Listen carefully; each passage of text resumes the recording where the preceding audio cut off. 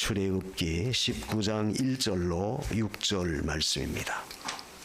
출애굽기 19장 1절에서 6절.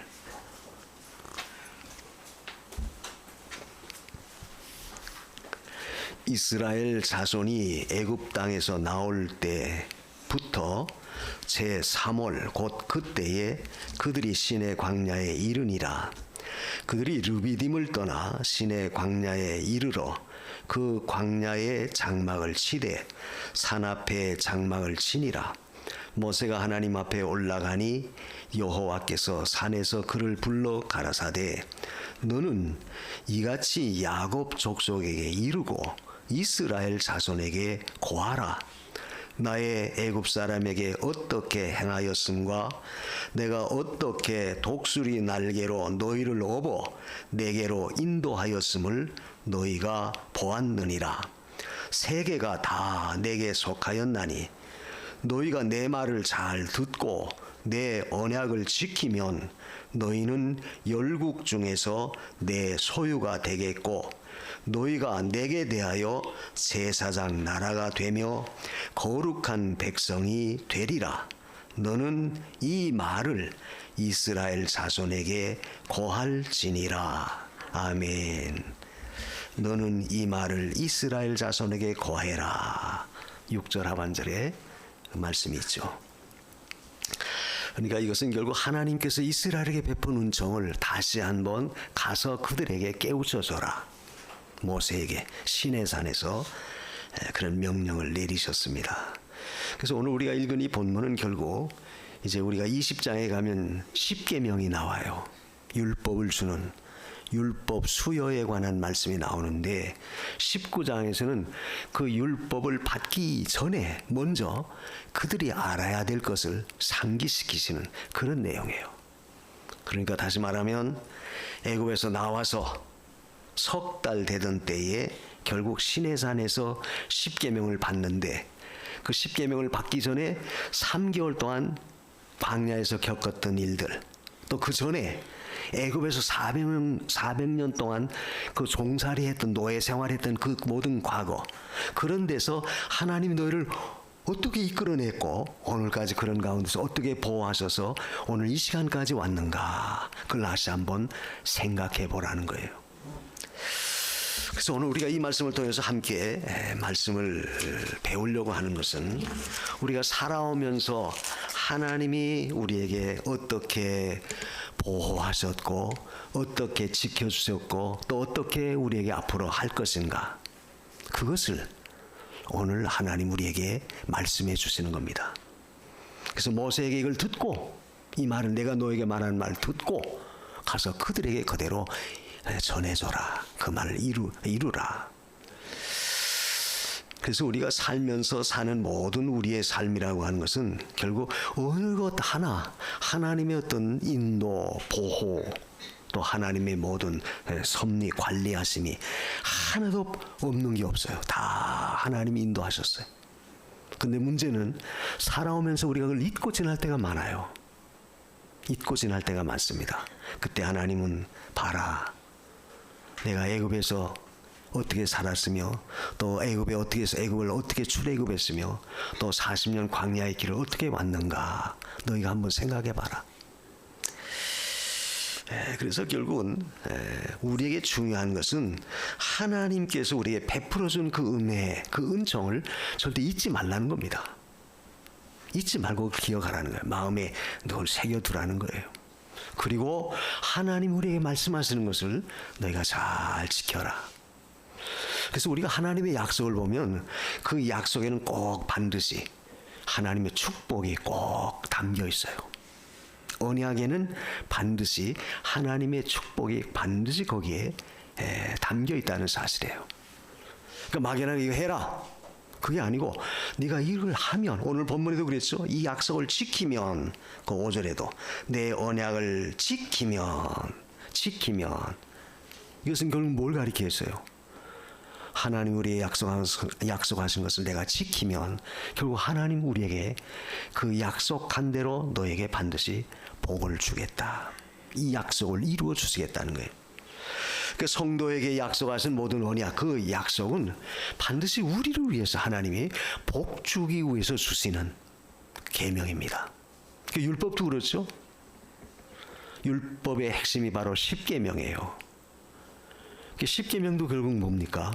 우리가 하나님께 대한 우리 인간으로서의 도리, 또 인간으로서 사람에 대한 도리, 그걸 지키면 내가 너에게 이렇게 복 주마.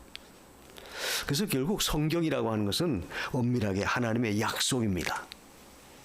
그래서 구약은 옛 언약, 신약은 새 언약. 그 언약이라는 게 바로 하나님의 약속이죠. 근데 그 약속은 결국 우리를 위해서, 우리가 잘 되도록, 우리가 복 받도록, 우리를 위해서 예비하신 하나님의 축복의 그 복덩어리예요. 성경이 그렇다는 거예요. 그래서 우리가 이 광야 생활은 결국 이스라엘의 생활과 똑같은 것이죠. 우리들의 생활과 똑같은 거예요. 그래서 늘 우리가 출애굽의 노정을 배울 때마다 이스라엘의 40년 광야의 노정은 우리가 천국 가는 인생길에 성도의 신앙생활의 노정이다. 똑같아요. 결국 그들의 끝은 40년 그 광야의 끝은 결국 가나안이라고 하는 전혀 새로운 약속된 땅, 축복의 땅으로 들어갔죠. 뭘 가리켜요? 오늘도 우리가 이 세상에서 광야 같은 세상을 살지만 마지막 우리의 끝, 우리가 들어갈 우리의 종착, 영원한 하늘나라, 그건 바로 가나안의 세계다. 그게 똑같은 거예요. 그런데 놀랍게도 이 이스라엘 백성들이 이 십계명을 받을 때, 율법을 받을 때 애굽에서 출애굽 해가지고 그리고 광야의 길을 나오면서 이 시내산에서 받은 것은 결국 하나님께서 그들에게 50일 만에 이루어진, 출애굽에서 50일 만에 주어진 그 계명입니다. 오늘 본문에도 보면 제3월에 그랬다고 그랬어요. 제3월. 그러니까 애굽에서 나왔을 때 1월 15일 유대인 성령으로 말 1월 15일에 그들이 나왔어요. 그게 바로 6월절이에요. 6월절에서 나와가지고 출애굽해가지고 지금 3월이라는 것은 2개월 광야에서 출애굽해가지고 2개월이 됐을 때, 2달이 됐을 때 결국 하나님이 모세에게 이 계명을 준 겁니다. 근데 그것이 50일 걸렸다. 애굽 출애굽에서부터 시내산 앞에서 계명을 받을 때까지 그 기간이 50일이에요. 그래서 보통 우리가 6월절 지내서 50일 되는 때를 이스라엘 절기 가운데 무슨 절기가 있습니까? 50일째 되는 절기, 오순절. 이걸 우리가 다시 맥추절 또는 초실절 이렇게 말하죠. 근데 놀랍게도 예수님이 십자가에 죽으시고 부활하셨어요. 그 40일 동안 세상에 계셨습니다. 그리고 나서 40일 만에 승천하셨어요. 그리고 승천하시고 나서 열흘 후에 50일 되는 때에 뭐가 임했습니까? 성령 강림하셨어요. 그걸 우리가 오순절 성령 강림이다. 사도행전 2장에 보면. 그러면 시내산에서, 애굽에서 나와서 시내산에서 이 계명을 받았을 때가 50일 오순절. 또 예수님 부활하셔서 50일째 되는 날에 성령 강림하심, 보혜사 성령의 강림하심, 다 일치하는 역사예요. 뭘 가리켜요? 하나님의 구원의 역사는 1.1획도 빈틈없이 철저하게 모든 걸 이루어 가시고 있음을 우리에게 증명하는 겁니다. 이 말은 우리가 하나님의 언약, 하나님의 약속, 이것도 틀림없이 이루시는 말씀이기 때문에 우리는 그대로 그것을 믿을 수 있고 또 받아들여야 된다, 믿어야 된다는 것을 말씀하는 겁니다. 그래서 하나님은 이와 같이 모든 걸 철저하게 모든 것을 다 계획하신 대로 이루어 나가시는 하나님이세요. 그래서 구약의 오순절 초실절 첫 열매 맺었죠. 신약의 오순절 성령 강림, 예수님 부활하신 다음에 첫 열매 성령 강림하셨고, 성령 강림을 통해서 결국 그 첫 열매가 예루살렘 교회가 시작됐다. 교회가 시작됐어요. 굉장한 중요한 의미가 있죠. 그렇다면 마지막의 결론은 결국 영원한 가나안의 세계, 그 말은 성도의 구원이 완성되는 영원한 마지막의 구원의 종국, 그 자리는 천국 가는 것이다. 하나님께서 이 구원의 노정을 아주 철저하게 그래 다 예비하셨어요. 근데 오늘 우리가 이 말씀을 통해서 하나님 앞에 은혜 받고자 하는 그 내용은, 봐라, 네가 애굽에서 나오면서 지금 여기까지 과연 어떻게 됐는지 너희들이 직접 광야에서 목격하지 않았느냐? 오늘 그 본문에도 4절에 그 말씀이 나오죠.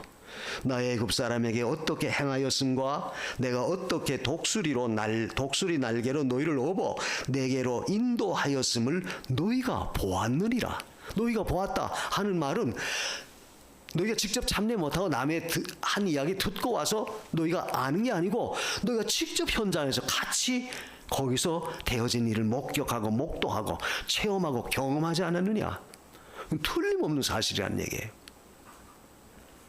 그러니까 우리가 하나님을 믿고 그 말씀을 쫓아 믿음의 길을 걸어갈 때 우리의 삶이라고 하는 것은 막연한 그렇다더라, 누가 그러는데 그렇대, 그게 아니고 우리가 실제 살아계신 하나님을 직접 내가 목격하고 체험하고 경험하고 그 하나님과 함께하는 그런 자리에 우리가 서야 돼요. 다시 말하면 신앙이라고 하는 것은 남이 그렇게 하라, 목사가 그렇게 하라 해서 하는 게 아니라 내가 직접 하나님을 만나고 그 하나님께로부터 주시는 그 말씀, 주시는 그 은혜를 직접 내가 경험하고 체험하고 그 가운데서 우리가 믿음의 길을 걸어가야 됨을 말하는 겁니다. 기도하면 하나님이 이렇게 이루어져요. 목사님이 기도하면 그렇게 된다고 그러더라.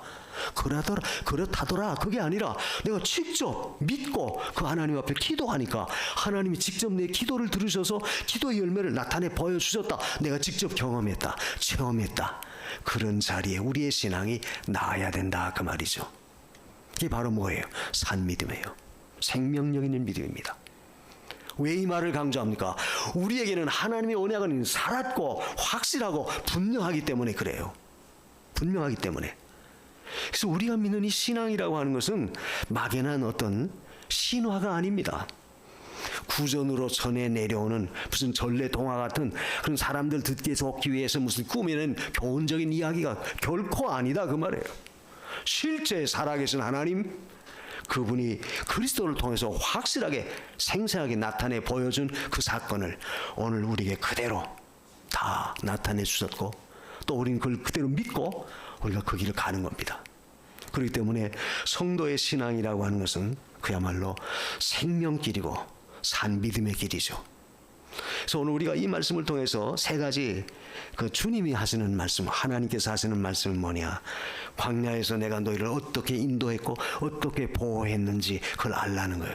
그걸 알아야지 정말 하나님이 역사하셨구나, 하나님이 정말 우리에게 이 약속 지키시는구나, 이스라엘 백성들이 확신할 수 있다. 다시 말하면 오늘 우리도 예수 믿고 믿음의 길을 걸어갈 때 이 구원에 대한 확신, 하나님의 존재하심을 확신해야지 내가 이 말씀대로 행하고 이 말씀대로 걸어갈 수 있지. 그게 없으면 우리가 어떻게 신앙생활 하겠어요? 생각해 봐요. 사실 지금 이 거의 그 50일째 되는 날에 이 10계명을 받았다, 율법을 받았다고 그랬죠. 그러니까 지금 2개월이 지났어요. 2개월이 지나왔습니다. 근데 사실 처음에 바로에게 모세를 보내서 말할 때는 3일길쯤 가서 우리가 하나님 앞에 제사 드리려고 하니까 보내달라. 3일길을 가겠다고 그랬어요. 근데 이 3일길이 한 2달이 지났다. 2개월이 걸렸어요. 그럼 왜 그랬느냐? 그 과정이, 제사 드리려고 하는 그 과정에, 그 길이 가는 도중에 많은 어려움이 있었다.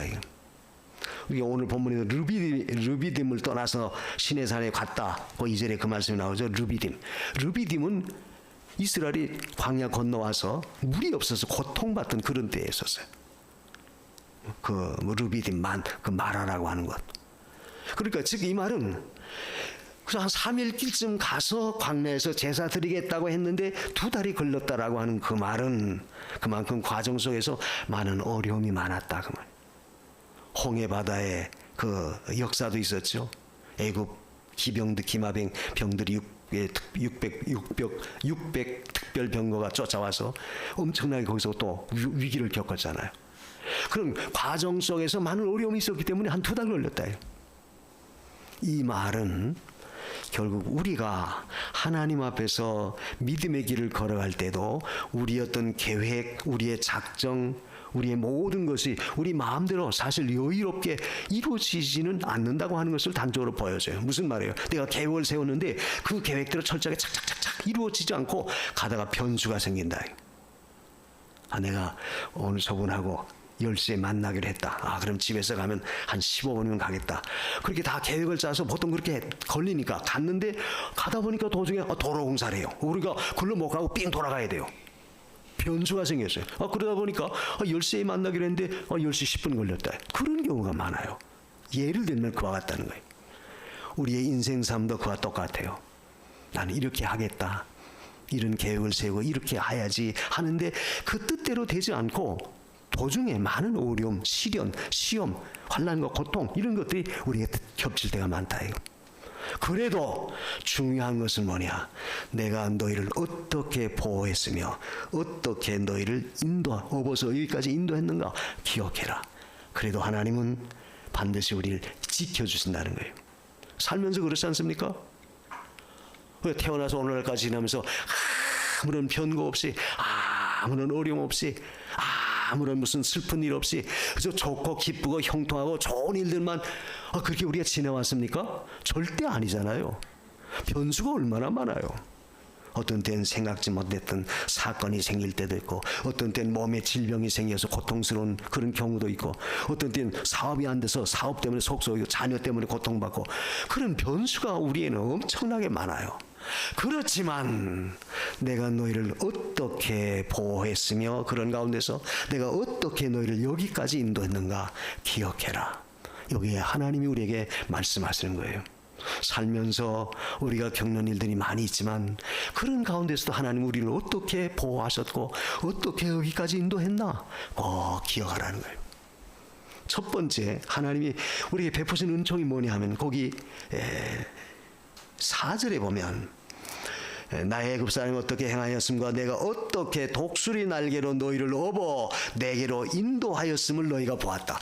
독수리 날개로 업어서 너희를 내게로 인도했다. 하나님이 베푸신 첫 번째 은총은 뭐냐? 우리를 독수리 날개로 업어서 인도하셨다는 거죠. 독수리 날개로 업어서 인도했다. 아주 특이한 방법이죠. 여러분 사나운 맹수들이 자기 새끼들을 아주 훈련시킬 때 앞으로 적자생존 살아남기 위해서 저 먹이를 잡아 먹어야 될 거 아니겠어요? 그러면 그 먹이 사냥법을 이 사나운 맹수들은 막 달려가면서 아주 막 엉키고 싸우는 법을 다 가르쳐줘요. 보여주고 다 그렇게 해요. 근데 독수리는 자기 새끼를 훈련시킬 때 전혀 특이한 방법이에요. 그 새끼를 등에 업고 높이 창공에 올라가서 그래서 무조건 떨어뜨려요. 떨어뜨리면 그 가냘픈 새끼가 어떻게 하겠습니까? 살아남기 위해서 그야말로 날갯짓을 죽기 살기로 살아나야 되니까 그 생존 본능 안 해요. 날갯짓을 부지런히 합니다. 죽을 힘을 다해서 막 해요. 어느 정도 땅에 떨어질 때쯤 되면 어미 독수리가 와서 다시 또 업어요. 대개 다른 새들은 그 사는 발톱으로 새끼를 움킨다든지 다 움키지만 독수리는 그러지 않고 날개로 업어요. 오늘 본문이 분명히 말씀했죠. 날개를 업어서 그리고 다시 또 높은 창공에 올라가서 또 떨어뜨려요. 그럼 똑같은 행동 똑같이 해요. 막 날갯짓을 칩니다. 그럼 또 다시 업어서 또 올라가고 그렇게 해서 그 독수리가 날개가 아주 견고한 새 중에 그야말로 참 맹금류가 돼가지고 모든 걸 다 제압할 수 있는 실력자가 된다. 그 말씀 속에서 왜 하나님이 독수리가 그 새끼를 훈련시키는 과정을 우리에게 말씀하셨을까? 그 말은 하나님은 우리를 사랑하셔서 그런 훈련 과정이 여러 가지 원하지 않는 그런 방법을 통해서 우리에게 허락은 하셨지만 거기에는 반드시 하나님의 사랑이 반드시 담겨 있다. 독수리가 떨어뜨린 목적은 죽이기 위해서 그런 게 아니에요. 그 독수리 새끼로 하여금 아주 날갯짓을 당해서 자기 어미와 같은 아주 용맹 있는 실력자로 만들기 위해서 그런 방법을 강구한 겁니다. 근데 마지막에는 다시 또 업어요. 하나님이 우리가 살아가면서 많은 어려움과 시련을 겪게 하신 것도 그와 똑같다는 거예요. 똑같습니다. 사랑으로 하지 아니하시면 하나님 우리를 내버려 두지 뭐하러 그렇게 훈련시키고 그런 시련 가운데 환난 가운데 연단을 시키겠어요. 사랑하시니까 그렇다. 우리가 성경을 읽어보면 결국 성경이 우리에게 고난을 허락하시는 그 이유가 목적이 뭐냐면 정금 같은 믿음을 만들기 위해서. 욥기서에도 그랬죠. 하나님이 나를 정금 같은 신앙으로 인도하기 위해서 연단시킨다. 그러니까 성도가 이 시련이라고 하는 훈련 과정이 없다면, 연단의 과정이 없다면 사실 우리가 믿음이 세워질 수가 없어요. 세워지질 않습니다. 그 신앙의 선조들, 아브라함부터 시작해서 유명한 모든 신앙의 선진들도 보십시오. 다 한결같이 그런 훈련의 과정을 다 겪어왔다. 그리고 나서 위대한 신앙의 인물들이 되어진 거예요. 그래서 여기에 독수리를 어미가 등에 업고 다시 떨어뜨리고 또 훈련을 반복하는 그 모든 것은 하나님이 오늘까지 우리를 사랑으로 보호하시고 사랑으로 품으시고 사랑으로 인도한다는 것을 보여준 거예요. 사랑이라고 하는 것은 무조건 아무 어려움도 안겨주지 않고 무조건 이거 잘한다 그게 사랑이 아니에요. 자녀들에게 호된 훈련도 안 시키고 잘못한 거 지적도 안 하고 무조건 잘한다고 해서 그 자식이 반듯하게 훌륭한 자식으로 만들어지겠습니까? 자라날 수 있겠습니까? 아닙니다. 잘못했을 때는 호되게 야단도 치고 참 원하지 않는 어떤 훈련도 자꾸 시켜야 되고, 그래야지 그 아이가 훌륭한 인품, 훌륭한 사람으로 만들어지듯이 하나님은 오늘날 우리에게 똑같은 방법으로 역사한다. 그게 바로 독수리가 새끼를 훈련시키는 방법이에요. 그게 등에 업고 그대로 훈련시켰다. 그렇게 하나님이 우리를 인도했다는 거예요. 우리가 이 말씀을 믿을진데 결국 우리는 현재 내가 겪고 있는 어떤 시련이나 어려움, 시험거리, 어떤 문제가 있다 하더라도 절대 그 가운데서 어리석게 하나님 원망해서는 안 돼요. 우리 신앙을 우리가 배반해서는 안 됩니다. 믿음을 저버려서는 안 돼요. 아까 제가 말했죠. 욥기서 33장이 그랬나요? 23장. 욥기서 23장 10절이 그랬죠. 뭐라고 그랬어요? 나의 가는 길 오직 그가 하시나니 나를 연단하신 후에 정금같이 나를 인도할 것이다. 내가 하는 길을 하나님도 아세요. 근데 그 가운데서 훈련시키셔서 연단시키셔서 결국 마지막 결국은 정금, 순도 24%, 24K, 순금, 그런 금으로 만드는 그런 과정이 하나님께서 우리에게 역사하신다는 거예요. 그래서 여러분이 신앙생활 할 때 여러 가지 많은 시련이 오고 환난이 오고 원하지 않는 고통스러운 일이 있다 하더라도 이것은 하나님이 나를 순금 신앙 만들려고 하나님이 훈련시키시는구나, 이렇게 믿고 그 하나님의 은혜, 그 사랑을 절대 우리가 잊어버려서는 안 돼. 이걸 기억하라는 거예요. 너희는 알아라.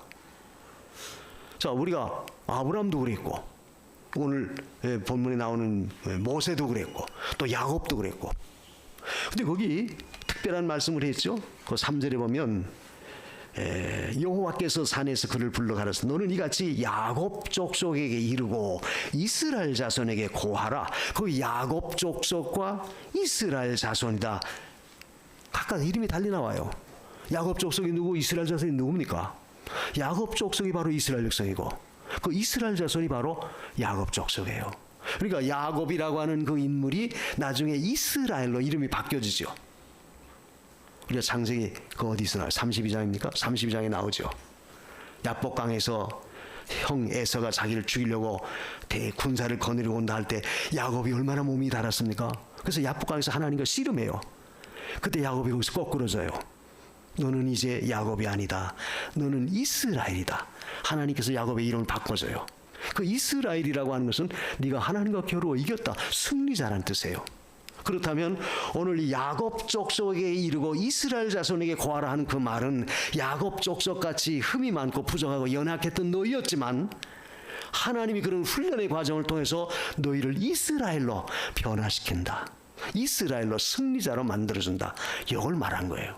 그러니까 광야의 생활은 결국 야곱 족속 같은 그 이스라엘의 여러 가지 많은 허점투성이었던 부족한 그런 존재였지만 그런 과정을 통해서 너는 참된 승리자로 내가 널 만들어준다, 그걸 보여준 거예요. 뭘 가리킵니까? 오늘 우리도 마찬가지죠.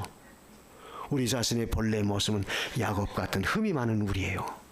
흠이 많지만 부족하지만 그런 연단의 과정을 통해서 광야 같은 생활을 통해서 하나님 우리는 이스라엘로 승리자로 변화시켜준다.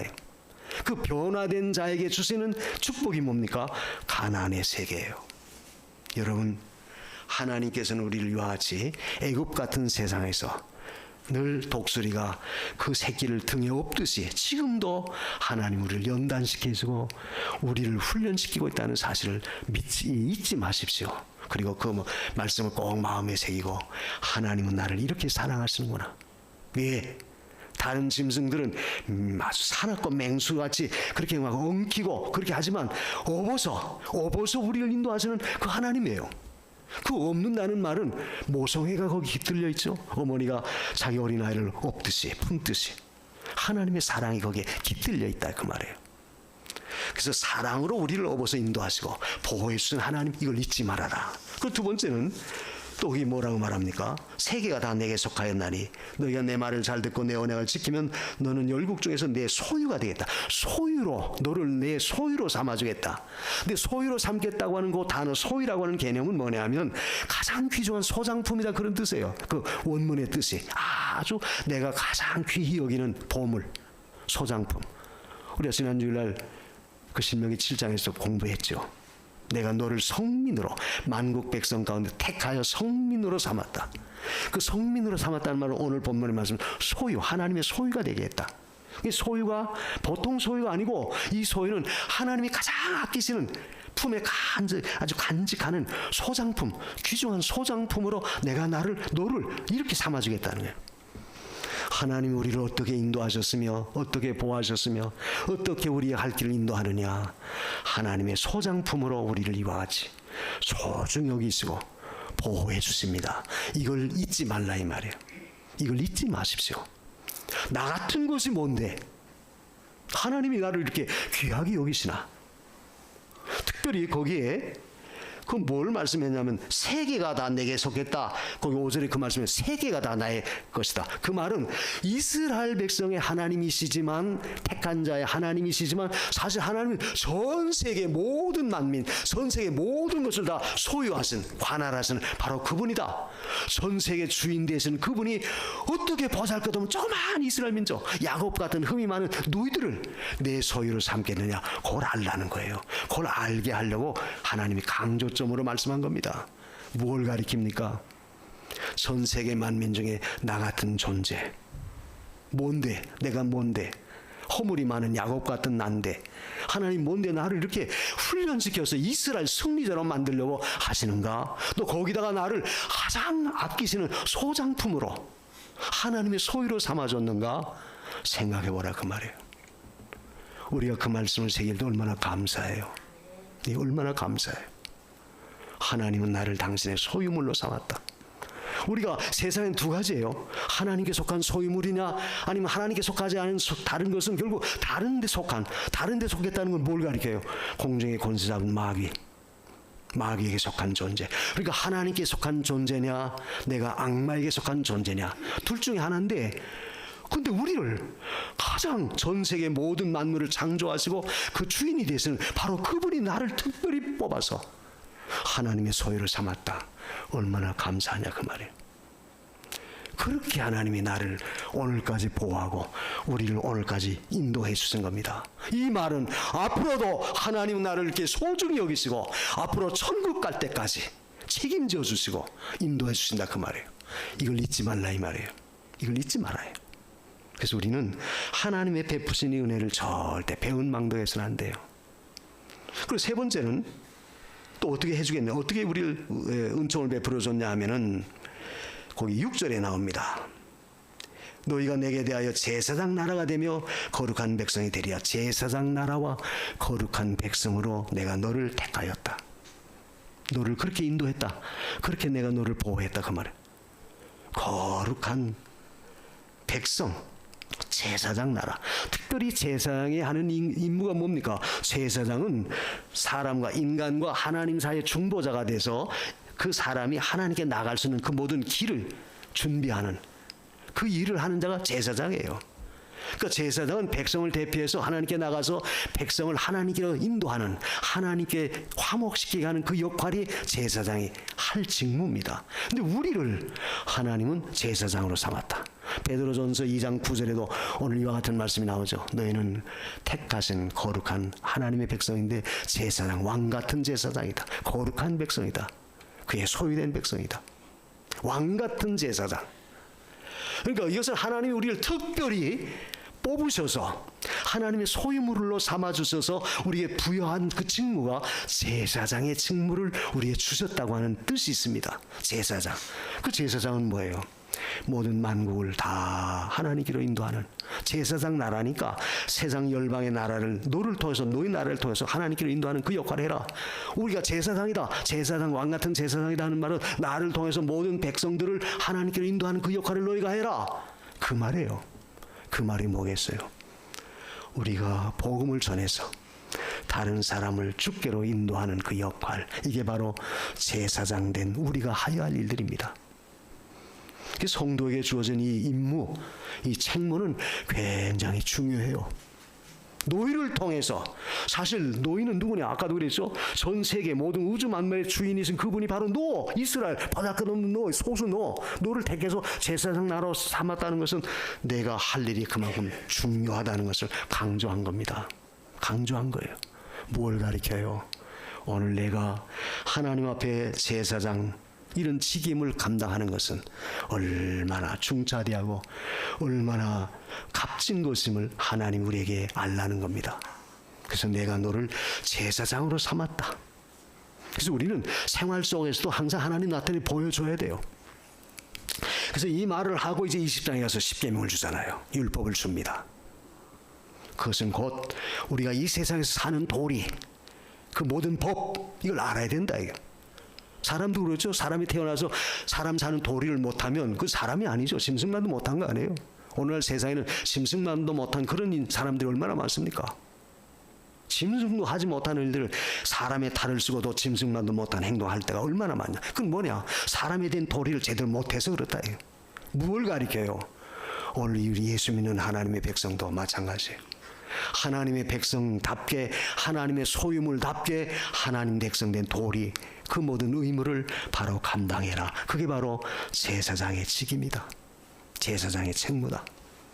그래서 오늘 저와 여러분은 하나님 앞에 나는 왕 같은 제사장이다 하는 이 말을 절대 잊지 마십시오.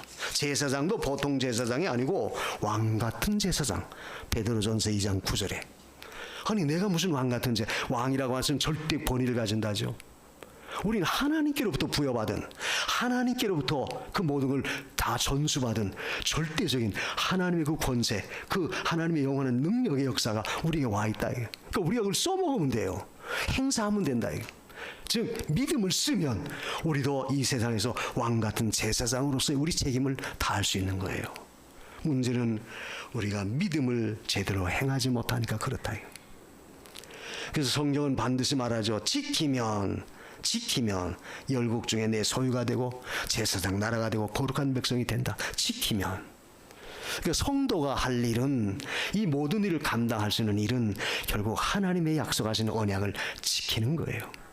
지키는 겁니다. 그것이 바로 하나님이 베푸신 은혜를 우리가 보답하는 길이죠. 그래서 지금까지 나를 어떻게 보호하셨고 나를 어떻게 인도하셨나, 그렇다면 그걸 믿는다면 앞으로도 내 남은 길 하나님이 책임져 주시고 보호하실 것이고 나를 책임져 주시고 하나님이 약속하신 그 세계 영원한 가나안으로 인도하여 드리실 것은 분명한 겁니다. 이걸 믿고 우리는 하나님 앞에서 내가 내게 명한 이걸 지키면 그 말씀 그걸 마음에 꼭 새겨야 돼요. 그래서 하나님께 대한 우리의 도리, 사람에 대한 우리의 도리, 모든 걸 우리가 바로 해나가야 돼요. 성도의 기본적인 도리가 뭡니까? 결국 구약의 모든 도리는 제사예요. 제사죠.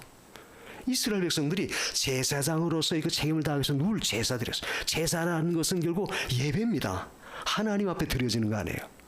오늘날 하나님 앞에 우리가 해야 할 우리의 도리는 하나님 앞에 예배, 제사 드리는 거, 예배에 대한 우리의 철저한 이행이 이루어져야 된다. 그래서 우리가 하나님과의 만남은 결국 예배를 통해서 이루어지는 거 아니에요? 교회라고 하는 것도 뭡니까? 뭐 하나님이 꼭 교회만 있습니까? 우주 어디에나 충만히 계시는 그분이시지만 결국 하나님은 교회라고 하는 하나님과의 만남의 장소, 성전이라고 하는 그걸 만남의 장소로 만들어 놓으셔서 이스라엘이 성전에 오고 하나님이 성전에 임하셔서 그들과 교제하고 그들과 소통하셨어요. 그와 같이 이 땅에 살고 있지만 우린 교회라고 하는 거룩한 하나님이 정하신 장소에 나와서 예배함으로 하나님 만나고 하나님 주시는 말씀을 받고 또 그걸 받아서 나가서 또 우리의 주어진 책임 감당하고, 이것이 우리가 이 땅에서 해야 할 일들이다. 그래서 여러분, 하나님 앞에 드리는 이 제사 예배 소중히 여기십시오. 예배를 귀하게 여기십시오. 그래서 우리가 하나님과의 만남이 끊어지지 않도록 늘 힘써야 돼요. 왜냐하면 그런 기회가 늘 있는 게 아니다. 우리가 이 땅에 사는 동안에만 우리가 할 수 있어요. 그래서 성도는 이제까지 나를 지키시고 보호하시고 인도하신 하나님은 앞으로도 나에 대한 약속을 지키기 위해서 반드시 어떻게 보호하고 어떻게 지키며 어떻게 인도할 거 말씀을 통해서 깨닫고 그 언약 가운데 굳게 선다면 반드시 하나님은 우리의 영원한 내세 축복 물론이고 이 땅에서도 승리하는 복된 그런 은총을 베풀어 주실 줄 우린 분명히 믿습니다. 이런 믿음을 갖도록 하나님 나에게 베풀어 주는 은혜가 뭔가, 이거 무언가 사랑으로 보호해 주시고 당신의 가장 애지중지 여기는 소장품처럼 나를 여겨주시고 삼아주시고, 그리고 나에게 제사장이라고 하는 특이한 이 직무를 맡겨주셔서 하나님 섬길 수 있는 도리를 준 거 감사히 여기고 이 삶을, 이 신앙의 도리를 잘 지킬 수 있는 우리 모두가 되게 해 주옵소서. 오늘 말씀 붙들고 다 같이 기도하겠습니다. 우리가 하나님 만날 수 있는 이 귀한 이 제사장의 직임, 이거 얼마나 귀해요. 하나님 앞에 이 일을 소중히 여기고 주님 잘 감당할 수 있게 해주세요. 이런 믿음을 주세요. 다 같이 한 목소리로 기도하십시다. 고마우신 하나님 감사합니다. 야곱 같은